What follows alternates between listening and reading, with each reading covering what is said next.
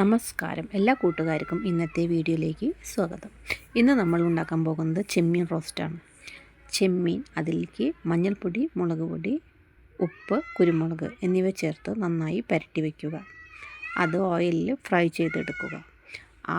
അതേ ഫ്രൈ പാനിൽ തന്നെ കുറച്ചും കൂടി ഓയിൽ ഒഴിച്ചിട്ട് നമ്മൾ വെളുത്തുള്ളി, ചെറിയ ഉള്ളി, ഇഞ്ചി ഇത് മൂന്നും മിക്സിയിൽ ചതച്ചിട്ട് അത് ചേർത്ത് നന്നായി വഴറ്റുക.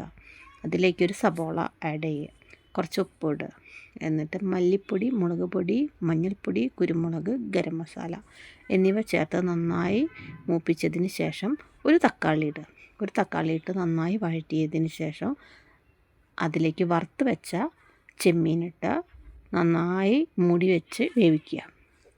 നല്ല റോസ്റ്റായിട്ട് വരുന്നവരെ വേവിച്ചതിന് ശേഷം അതിലേക്ക് കുറച്ച് നാളികേരക്കൊത്തും കൂടി ഇട്ട് വേപ്പിൻ്റെ ഇലയും ഒക്കെ ഇട്ട് ഗാർണിഷ് ചെയ്യാം. ഇത്രയേ ഉള്ളൂ ചെമ്മീൻ റോസ്റ്റ്.